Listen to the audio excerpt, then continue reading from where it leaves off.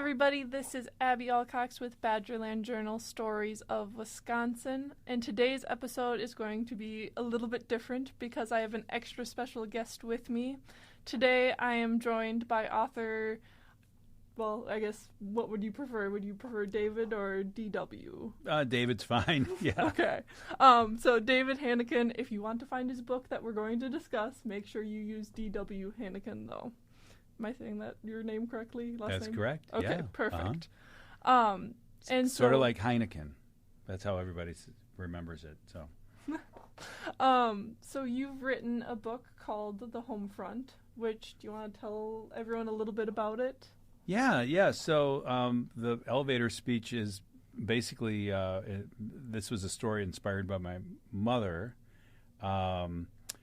who back in when I was a kid, she used to talk about her time working in a German POW camp. And I said, well, what are you talking about, Mom? You weren't in Poland or you weren't in northern Germany? She said, no, the Camp Grant right outside of Rockford. It was an U.S. Army camp that had German POWs, several hundred of them. And as a kid, I always thought that would be a fascinating backdrop to a story. So the short elevator speech for the story is that it's about a female farmer whose abusive husband is sent off to Europe to fight in the war, and she sort of struggles to find balance in her life on her farm, and she also has to deal with an aging father, and she has a young 3-year-old son, and primarily really has to deal with the temptation of a German POW who is working on her farm in her apple orchard. So that's the short version of it. So, yeah. And I have read the book. I loved it. I thought it was it was easy read, but it was very engaging. So. Oh, great. Thanks. So, yeah, I would recommend for any of my listeners. So did your mom have any, specific stories she would tell you about working in the camps? Well, I think more than anything, she just, nothing real specific other than she kind of humanized these soldiers that we all were sort of, taught to believe had horns coming out of their heads and whatever. And she used to say that, they were always catcalling the girls. They were behind chain link fence when she'd come into work, and they're, hey, Fraulein, hey, whatever. And but she said she was always amazed at how, she said they looked very just comfortable. They looked happy to be out of the fighting. They looked like and young. She said there were so many who were so young. I don't know what point of the war they were bringing prisoners over to this particular camp in northern Illinois. But I think more than anything, to answer your question, it was about, she just kind of humanized this group of soldiers that we've all really come to understand as who most of them really were terrible and horrible. But you never really get to hear that story, No, and I think it definitely, from my research into it, it kind of makes you realize, like, they were, fathers and sons just like we had fighting over there. And not to say, there were Nazis in the army, but I think there was also a lot of people who were just fighting for their country. And yeah, that's a really important distinction. I'm grateful. I'm happy that I've got mostly really nice reviews on Amazon, if those mean anything. But my 1-star review was somebody just essentially said, Nazis should not be love interests, or something to that effect. And but it really is an important distinction to recognize. Like, even before I started doing the research, I didn't really think about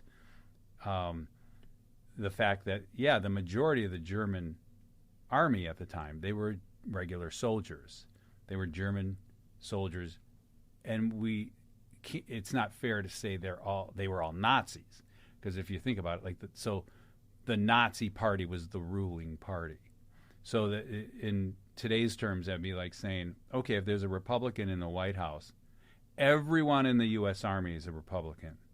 Yeah. You know, and or if there was a Democrat in the White House, suddenly everyone in the U.S. Army is a Democrat. So not everybody believed and supported Hitler. Yeah. Not everybody in the German army was a Nazi. Were there terrible atrocities carried out by the regular army type? Of course. You know, and that's it's terrible. My intention has never been to soften that image. It was just more to tell a story that just had a lot of great conflict in it. Well, and even in your book, there is a character that you would say is much more of a kind of diehard Nazi kind of character. You know, isn't, I don't know how to describe it, isn't the nicest guy in the whole wide world. And he's a terrible, terrible character, isn't he? Yeah. I mean, he's good for the plot. He's good for the plot. You need conflict in a story, and he certainly provides it. But yeah, I mean, in my research, I did a lot of it and found that the U.S. Army tried very hard to vet out those who were like, you know, let's say somebody in the SS, somebody who was in the Gestapo, somebody, you know, who was all about a big supporter of Hitler, and they tried to separate them from the regular army types of POWs. But you know, I read a lot too about how some slipped through the cracks. Yeah. And they became problematic in a lot of these camps.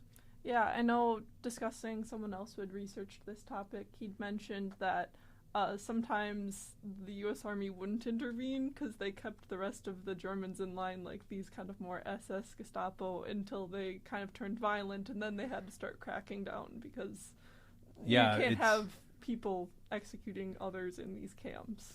That's true, and there was a lot of conflict within the camps because everybody's, you know, people may lean one way. Let's say you're a hardcore supporter of Hitler versus someone who sort of leans towards that, and nationalism is a big thing and really was a big part of what was happening in Germany in the late or mid to late 30s, before the war even started. So, and that's very similar to here. You have hardcore conservatives, you have moderates, you have people on the fringes on either side. Yeah. No, and I know one of my favorite quotes, I know we both used Betty Cowley's book, Stalag, Wisconsin, in our research. One of my favorite kind of ways to kind of encapsulate that idea was one of the German farmers, like he was from Wisconsin, but he was telling his son, you know, there are two kind of German soldiers. He's like, there's the, you know, everyday average guy who's just like trying to make it in the world. And then he said, and then you have the die-hard Nazis who would actually come up to him and like say, well, you should be in Germany, you should be fighting for your country, why are you here? And he didn't have a lot of tolerance for the second type of... Well, and you bring up a good point about, the number of German immigrants who were in Wisconsin at the time. It was the largest group of immigrants of any country in the state of Wisconsin.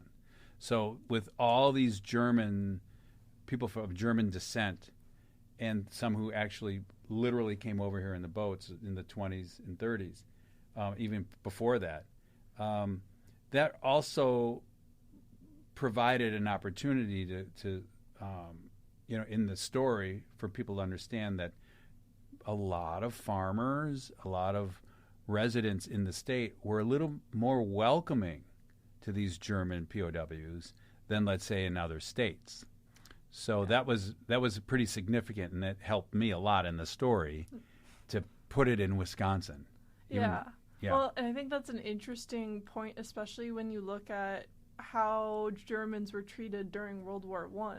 You know, World War I only occurred 20 years prior to this, and, you know, people were renaming, like, hamburgers like Liberty Burgers, and, you know, people were afraid to be German, and then World War II comes around, and it's an interesting shift of not only was there not this kind of, like, persecution of the German identity in the United States, but German POWs were housed in these German communities without, well, relatively without issue. Yeah, it's really true. And it's also surprising to learn in doing the research that they weren't, it was nothing like the POW camps that we've all come to learn were just so terrible in Europe as well as in Asia. These POWs were fed 3 times a day. They ate what the guards ate. I found it to be just amazing that some of them were granted privileges to leave camp. Yeah. And I think most incredibly, they were paid. That piece of information just blew my mind. Like they were paid mostly in script, I believe it was. They can buy things in the camp, but they were also able to spend their money in town. Well, and some left with a small savings account. I was going to say, I know that obviously you could kind of have a canteen where you would buy things, but then I remember you could like get a check at the end. Like if you saved up your money, although granted, I don't know how much research you did into that, but when they were sent back to Europe, they went through either France or Britain, and France in particularly would confiscate that check, force them into harsh labor before returning them to Germany. Yeah, they clean up the mess. Pretty much. Which right. It's hard Yeah. to say that the French are much better if you are forcing slave labor of German POWs. That's kind of true. I don't believe the French paid them at all. Oh, no. But the U.S. did. And do you know, I don't know this, did they get their checks back? Did they get their money back when they were done with their cleaning up the mess in France before they could go home? I don't think so, because I think a lot of them just escaped back to Germany. Oh, I see. Because they're just like hightailing it. Because I know one POW in particular, Kurt Petchman, I believe he came back from Germany to Wisconsin. He had a business, I think, over in Hartford. But he was talking about, he was like super healthy by the time he left Wisconsin, because he was being fed, doing, the labor. And he said he like dropped down to like 70 pounds or something in France by the time he escaped and like got out. My goodness. Yeah. So it was not a good experience. It was not a good experience. I think for them. Britain was a little bit. You did have to go through like denazification in Britain, and actually I think the United States had a few of those programs as well to try and like strip away some of this ideology. That's interesting, but I do hear this question a lot too when people say, well, could they just stay? And the answer was no. They all had to go back, and then they could apply to return. Yeah, they'd have to immigrate back. And a lot of them did. Yeah, although I couldn't find any specific numbers, but I think that it was in the thousands, like throughout the country, that for sure recorded came back. Yeah. So. It's I suppose if you think about if you were to go home, I can only imagine what they saw. If they lived in Dresden or if they lived in Berlin or certain parts of that kind of complete towns were just leveled. Well, and not to mention, by the time you go back, the Cold War's pretty much started. So I know that a lot of That's true. Eastern German POWs who returned possibly disappeared because the Soviets thought they were tainted by Western influence. Yeah. So even if they went home to the East, you might not have been That's a good point. safe. Yeah, that's true. That's true. So what is there for me here? Yeah. And some families, a lot of people lost families. They came back and your house is gone, your family's gone, your job is gone. I was treated pretty well in Wisconsin. Yeah. A lot of the residents are of German descent. You know what? I'm going to go back. I'm going to go back there. Yeah. So it makes complete sense. Yeah. But what a story that must have been for them. No, and I think that's what kind of attracts me to this topic is it's such a unique story, and you get so many different kind of perspectives just by looking into it. Right. It's very true. So I do have to ask, so we talked about earlier, well, previous to us recording, that you were in advertisement. You just kind of stepped away from that. But how did you go from being in advertising to writing historical fiction book? Well, technically, I got into the advertising world 30 years ago as what's called a copywriter, and so copywriters are the operative word there is writer, not copy so much.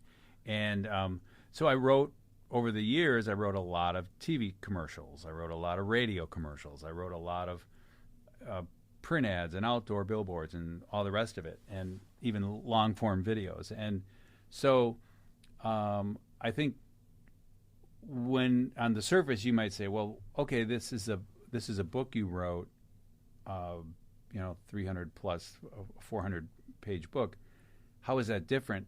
In many ways, writing an ad, especially if it's something with more of a story to it, it's like writing a short story. You have characters, you have conflict, and hopefully you have resolution. And in most instances, the resolution is the product that's going to save the day, right? And but it is like writing these short stories. And I've always liked to write. I've always liked to read. So when I had this opportunity to write this book, it was always just percolating in the back of my head. I was working in Chicago at the time, and I had started it a little bit before then, but a few stops and starts. But when I took this job in Chicago, I worked for an ad agency down there called Ogilvy and Mather, and I decided to take the train each day. I took the Amtrak down because there are multiple trains. It's easy to get there. It's from my house. It was an hour, less than an hour and a half, door to door, and it provided me a chance to sit in the train and write. Oh. And it was there that I really dove into this thing and went in all in. And so writing is natural. I the dialogue, the characters, I think a lot of those things were honed over 30 some years. You said something up front about how you said it was kind of an easy read.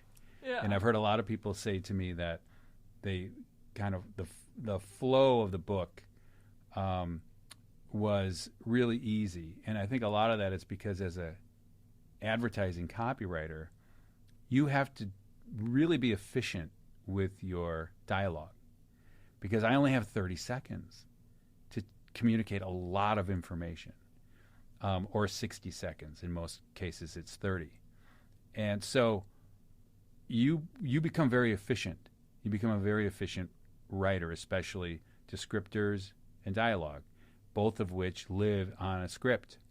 So if I'm writing a TV commercial, I have to describe the scene very briefly. And then the dialogue, or a monologue if it's one person, I have a time limit. So I think naturally, over time, it became natural for me to sort of really write succinctly. And I think that is that's obvious in the book, at least from what I hear others tell me.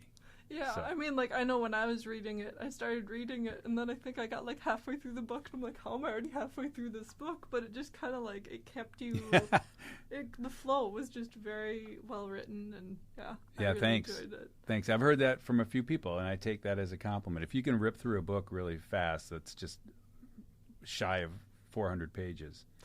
I didn't even realize it was that long. Yeah, well, so... that's also a good sign, I think, because a lot of people are like, oh, I don't want to read this book. It takes time to read a book. Not everybody's a fast reader. I'm not a fast reader. But when I find that I'm reading something and I can kind of blast through it, then I think that's a good sign. And it makes you want to finish it. Yeah. It's like, oh, I'm already halfway through. I'm going to finish this. So I'm curious, because a lot of people I talk to, I've had the love of history since I was little, and that came from my dad because he was a huge history nerd. But I find that people's interest in history develops later on. Were you always interested in history, or did no way? So you're right. I'm one of those develops later on folks. I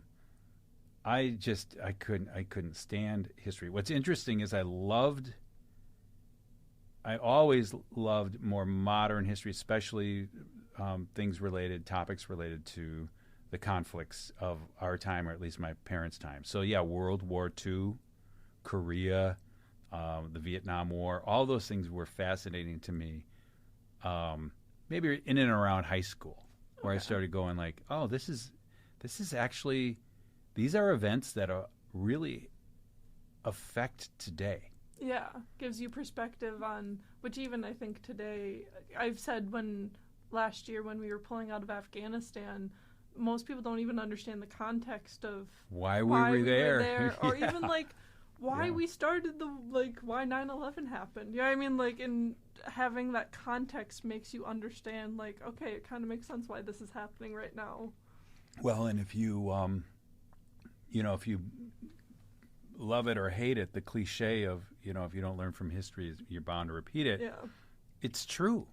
And I don't know if you watched the Ken Burns documentary that came out recently.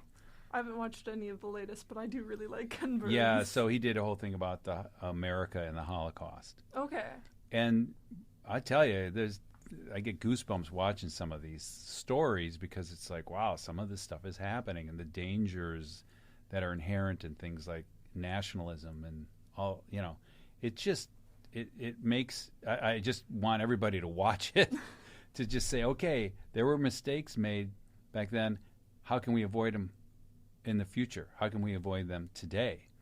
And, especially with things that are happening in Ukraine right now and what have you.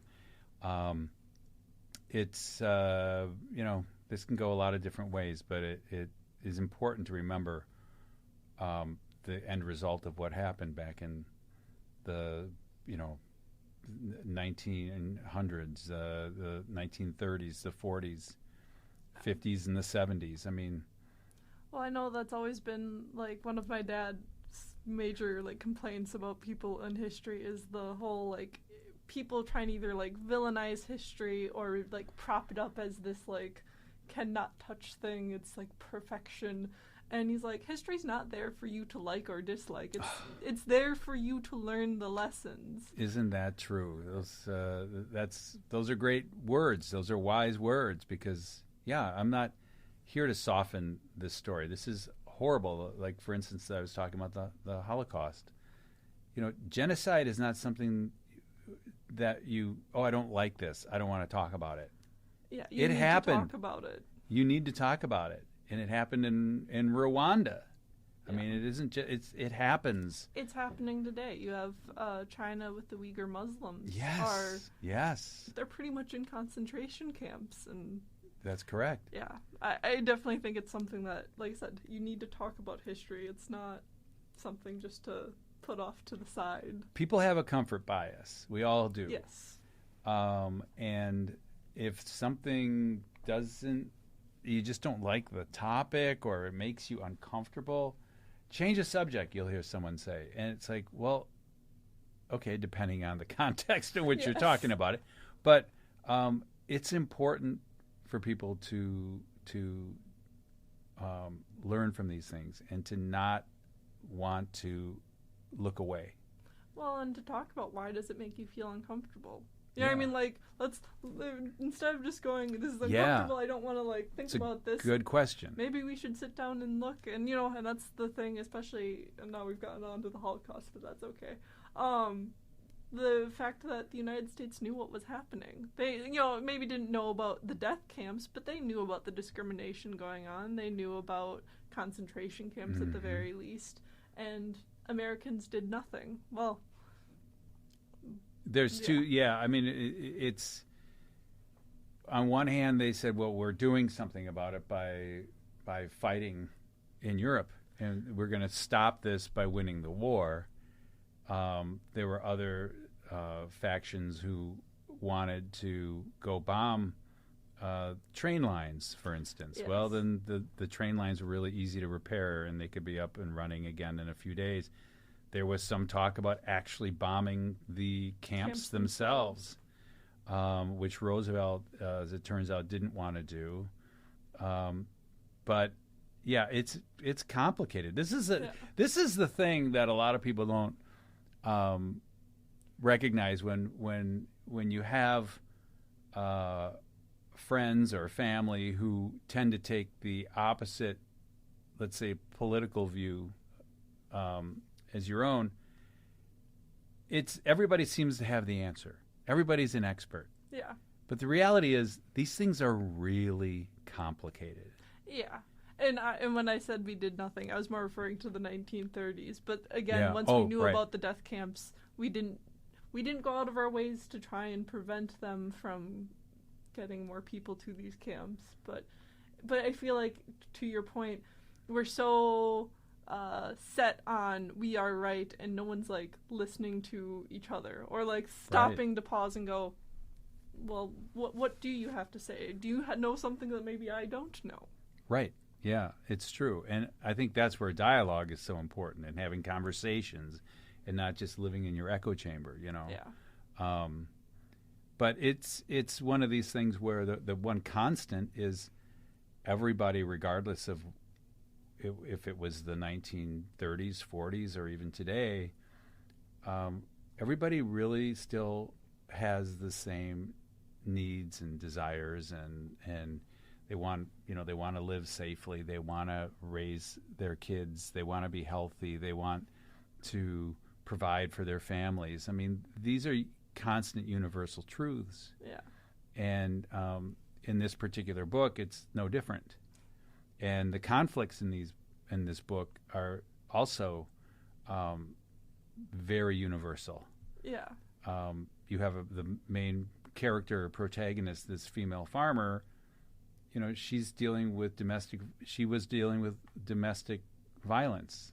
Her husband was not a good guy. She was, in essence, a single parent.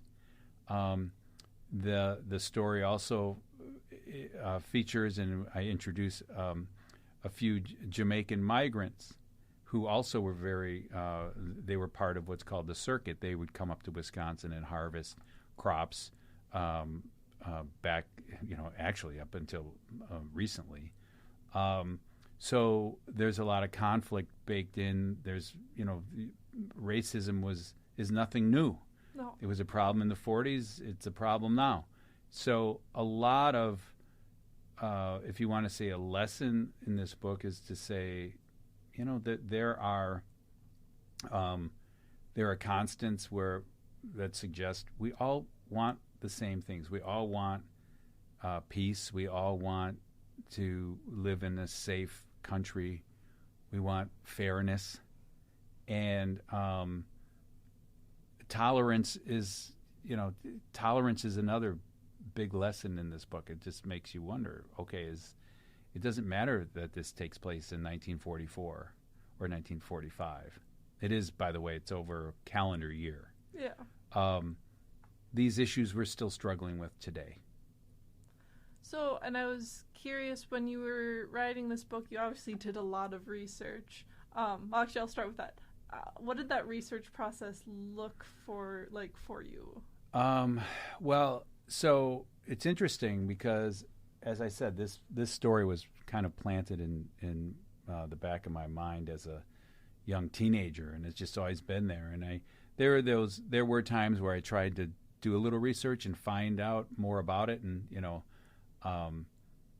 the only thing, this was pre-internet, so I'd have to go to the library and I'd have to look things up, and there's very little information about these POW camps.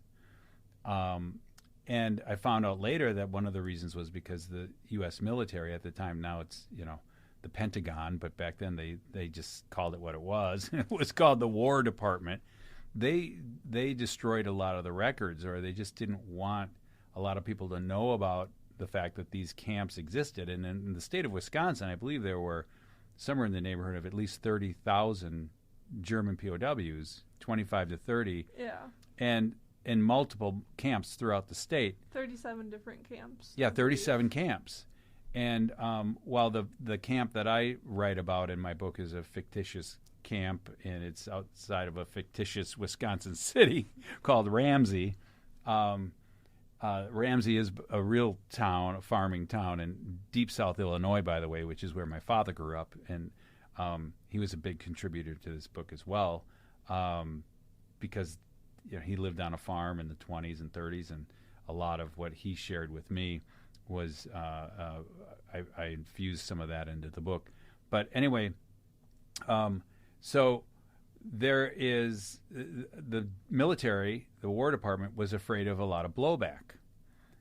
There were hundreds of thousands of soldiers in Europe, tens of thousands at least, who came back who they just didn't want a lot of angry veterans who were like, wait a minute, are you telling me that while I was over there fighting, these Germans were here eating 3 squares a day and getting privileges to go into town and buy beer and flirt with my girlfriend and all the rest of it? So they really didn't, they needed it. I mean, the primary reason it even happened was because it was a win-win for both Churchill and Roosevelt.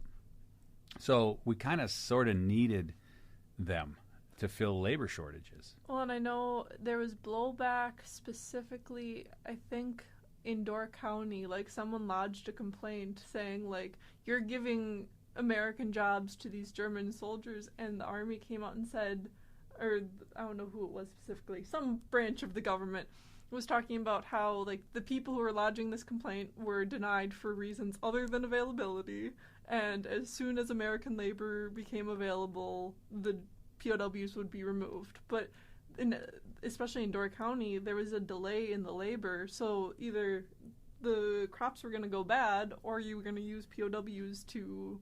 That's right. ...to harvest this crop. And ironically, a lot of the crops that were harvested were sent to Europe and sent to, the Pacific to feed our troops. Yeah. So how about that? The Germans are harvesting oats and wheat and apples and what have you to feed American troops who are fighting other Germans. Right? Which is funny because, like, the Geneva Convention actually, like, forbids POWs being used as labor to, like, help the other side, but they're usually referred to, like, munitions and kind of more military installations.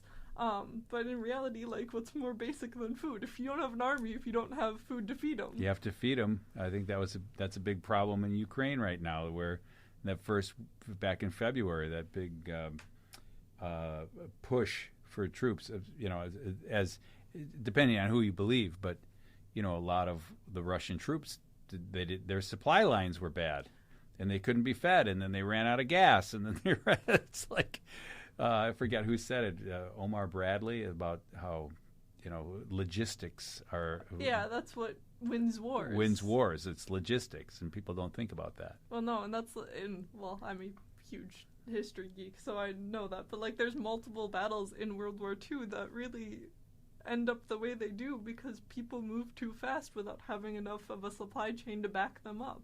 Well, that's happened in Dunkirk. Yeah.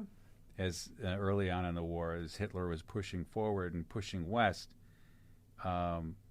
he was told by his generals, slow down, we can't keep this up. And it actually, his push, as it seems, saved a lot of British soldiers who were on the beach. Yeah. Because they ran out of ammo and fuel and all the rest of it. There was a delay in getting to them and allowed them time to escape. That's right. Yeah, that's right. Okay, so my question, researching, sorry. No. Yeah. I love going off on tangents. That's as much my fault as yours. Probably more my fault. I love tangents. But I guess my question about the research then, was there ever a moment when you're looking at kind of the time period that conflicted with, like, the story you wanted to tell? Not really. I think because, as I said, mentioned earlier, the universal truths were front and center of, survival and dealing with the stress of having a spouse, even though he's a terrible person, be gone, and struggling to manage a business, which is really her farm, and all the rest of it. But what's interesting is, as a writer, I mean, I had a basic outline for this before I started, but I've discovered that, and I've heard other writers talk about this, as you start to write your story, characters walk in that you never saw coming. And for me, it was the Jamaicans. So as I did a little more research about what was farming like in the 40s, and I talked to my dad about it, he would say, well, when during harvest season we would get some help. We would have these migrants would come in, and I would say, well, tell me about that. Or I would study some of the farm equipment, like what was the farm equipment like? How did, it's not high tech, or I should say it wasn't high tech back then. Now it's very high tech. And so, for instance, as a storyteller, you always need conflict. You want conflict. It really keeps the reader engaged. They want to find out how that conflict's going to resolve itself.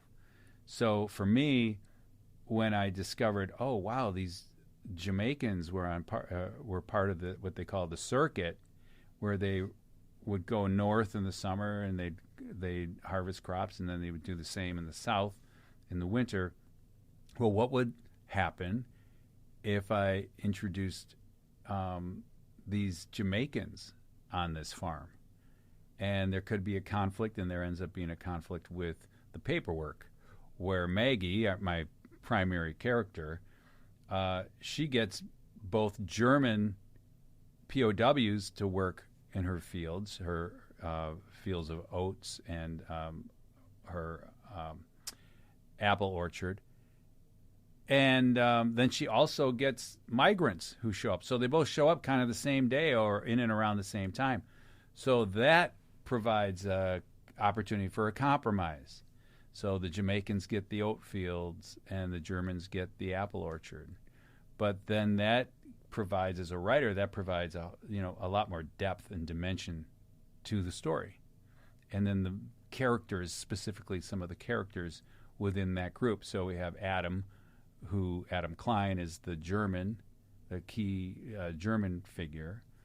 And then we have Oku Manley, who is the Jamaican character, and how they work together and how they get to know one another, and how Maggie tends to be the grout with that relationship. And so back to research, farming equipment, farming techniques, the way they harvested oats, how they dried out the oats, what sort of farming equipment they use. This big thresher, it's called a thresher. It's the size of an elephant. It's this amazing piece of machinery. And then just how the camps were set up. And you mentioned Betty Crowley's book, Stalag, Wisconsin, was a fabulous resource for me. And she did so much research. She interviewed former POWs. She interviewed former guards. She interviewed some of the neighboring farmers, and garnering a lot of information about what that was like, what life was like in the camp, And then I'll just, so I'd read about, I'd find a book that spoke to that, and I would read more.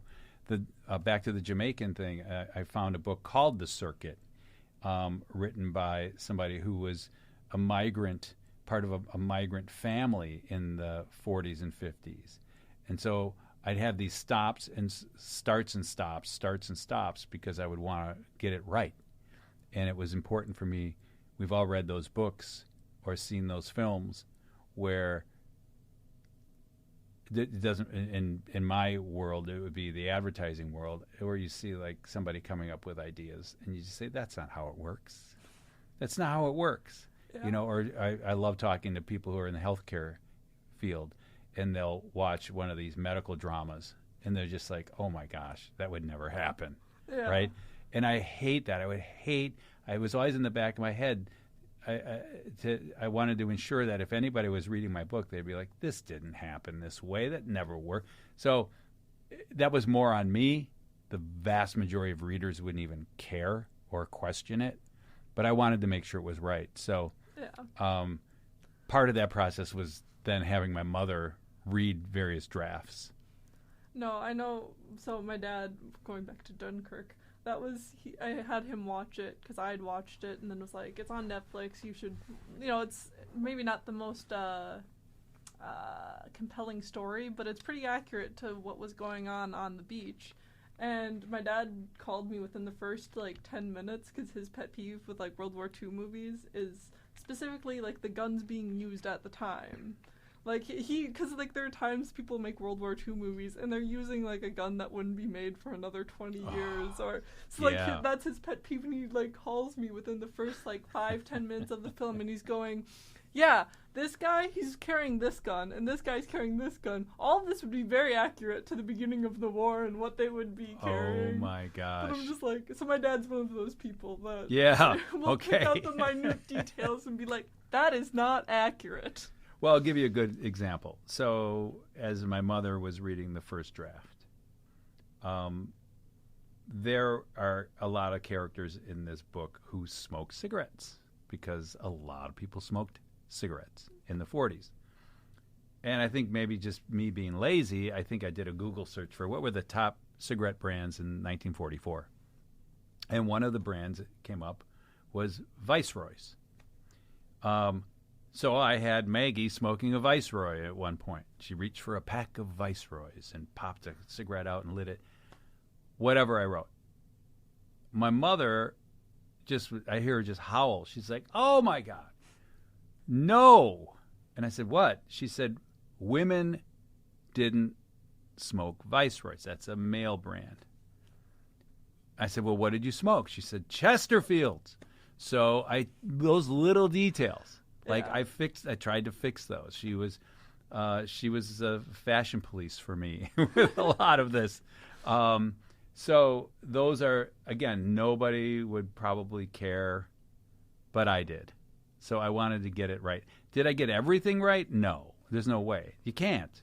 But I really tried. So that's where a lot of the research came in, because I just wanted to get it as right as I could. You know? Well, I think that's the thing when you think about writing historical fiction. You think of, the kind of overarching plot of what was it like to be in the home front in World War II. You don't think about, what brand of cigarette are the characters going to be smoking. Right. But, again, I wanted to get that right. There's one chapter where Maggie and her best friend Audrey they spend the night at the Pfister Hotel. Well, I had to press pause again and do all this research on the Pfister. I wanted to make sure it was accurate. That one evening, they go see the Christmas Carol at the Pabst Theater. So I wanted to research, how old is that story? It's really popular now. A lot of people go see the Christmas Carol every holiday season. But was it even a story in 1944? So press pause, do some research on that. Turns out it was, and turns out it was played in theaters. I don't believe it was actually played at the Pabst, but that's where I took a little liberties. It's fiction for a reason. It's fiction, yeah. The operative word is fiction. But so little things like that. I wanted to describe what the Pfister was like, and I discovered that the lobby has changed a lot now from what it looked like in 1944. So I found a fabulous book written by Tom Jordan and Jay Filter, who did a great history on the Pfister Hotel. So I read that book. So, that's the tough part of writing things about things and time frames that happened before you. You gotta do a lot of reading. Yeah, thank goodness I had my parents, because I could just pick up the phone and call, you know. So I do have to ask, because I know something you'd sent me, is there possibly a screenplay being written about the book? Well, there might be some interest in it. I can't talk too much about it, but sorry. Yeah, but that's okay. I mean, there are some wheels in motion, but we'll see. I mean, it's everything's a long shot. I'll believe it when I see it, but. So we got to keep up with you to find out if anything ever comes up. I promise to let you know if it becomes something. I mean, if I had my say, I would lobby to make sure it's more of a series than it is a film, like one film. You have a more in-depth kind of... Yeah, because there's a lot that happens in here. Yeah. And, it's interesting. There's, I don't know, maybe I forget the total number, but let's say there's 30 chapters. Some are shorter chapters than others. But let's say I looked at it not long ago, and I thought, you could really divide this into at least 2 seasons of a 10-episode series. Well, and I think I loved watching, that was HBO, but Stephen Ambrose's Band of Brothers got adapted into a mini-series, and I think that was a good decision because I don't think you could have done justice to that story in a, even a 3-hour movie. You're not going to get to everything, and they still didn't in the series, but I thought it did a good job of kind of... Oh, I agree. I think that's one of the best HBO miniseries that ever produced. It's so good. And you might remember too, around that time, Saving Private Ryan came out around the same time. I think with Tom Hanks, and Tom Hanks, interestingly, was also an executive producer for Band of Brothers. And if you look at Saving Private Ryan and you compare it, it's just really, both were great. I liked Saving Private Ryan. I know a lot of people are divided about the ending, but for those of your listeners who haven't seen it, I'm not going to spoil it. But the opportunity to tell your story in multiple episodes is always better. How many times have you ever read a book and then seen the film adaptation of that book and you just say, the book is so much better? There's a reason for that. You have 90 minutes, maybe 120 minutes on average, let's say 2-hour movie, to get everything in a 2-hour film that's in a 300-400 page book is a challenge. Yeah. I'm also a huge Harry Potter nerd, but I've seen people talk about, really, they shouldn't have made those into movies. They should have made it into... How many seasons could you have made of Harry Potter? Isn't that true? That's very true. Because you could probably make more than one season out of a book, I believe if the Harry Potter series of books came out today, that's exactly what they would have done. But, this was before all these different channels and all these, the Hulus and the Netflixes of the world. I don't even think Netflix was a thing. Certainly... Back when Harry Potter was first published, maybe Netflix was, your listeners would probably know, but maybe Netflix was a service renting CDs. Yeah, it wasn't a streaming service. It was like, I want this movie, and they'll ship it to you, and then you can. And they weren't producing their own content. No. Now they produce most of what they do, and they're spending a great deal of money doing so. Yeah. Yeah. So, can you tell us anything, one last question before we kind of wrap everything up, but can you tell us anything about future projects that you're working on? So, sure. I finished a second book. I don't know why I like to do this to myself, the pain and suffering of researching. This one isn't a terrible historical fiction amount of work, I should say, for historical fiction, because this one is more... in tune to my lifetime. But I did write another book about a young boy who is trying to keep his grandfather's legacy alive, and it takes place in the summer of 1976. So it's a story that I've been playing with and thinking about. And it's funny, I had a good friend give me some advice once I finished my book, and she wrote a great book that she sold the movie rights to for an incredible amount of money. I reached out to her when I finished The Homefront, this current book we're discussing, and I said, hey, I finished my book. Now what? And instead of saying, okay, here are the agents you need to query, and here are the publishers you're going to want in New York and whatever, she said, my advice is put it in a drawer and start your second book and finish your second book. And I said, what? No. You don't understand. This is done. It's ready for the world. And she said, no, it's not. And she didn't even read it. She said, no, it's not. You need to write a second book. And that piece of advice, as much as I didn't want to believe it, I followed it, and as it turns out, it took about a few more years, and I finished my second book, the one that takes place in 1976 with this 13-year-old boy. And when I finished that book, I pulled out from the mothballs. I pulled the home front out and intentionally didn't read it for several years, and re-looked at it and looked at the story, the structure, the flow, and it was a mess. It really was.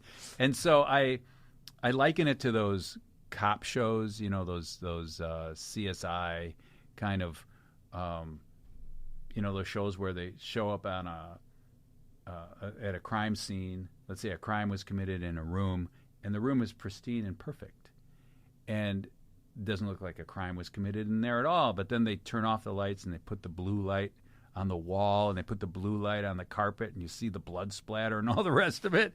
That's kind of what I did. I put a blue light to this book, and it was a crime scene, let me tell you.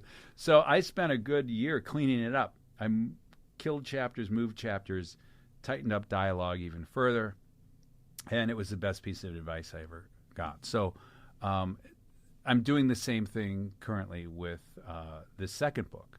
So we're going to have to wait for you to finish your third book. I'm working on a third book. Yeah, I'm working on a third book right now, mostly just the outline of it.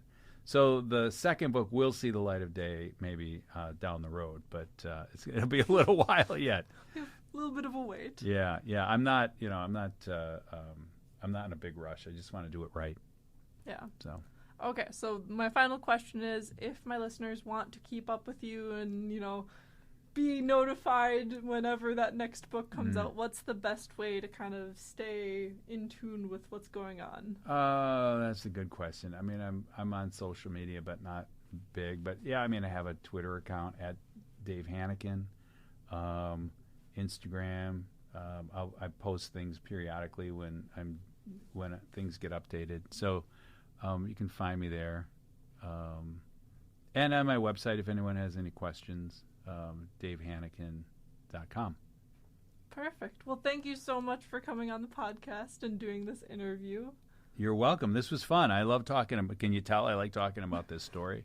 We'll just have you on in a few years when you have the next book coming on, and we'll discuss whatever that topic. Yeah, it's still historical fiction. The 70s are to a point now. I mean, it's hard to believe. It's history for me. It's history for you, not me, sadly.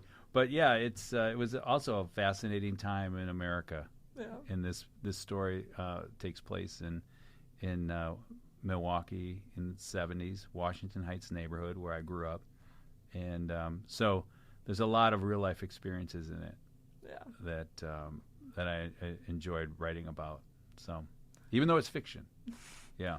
Well, I will link maybe to your website for listeners who are interested and want to go check out and possibly go and get a book. I am going to be doing a giveaway of a signed copy of The Homefront, so Make sure to check that out.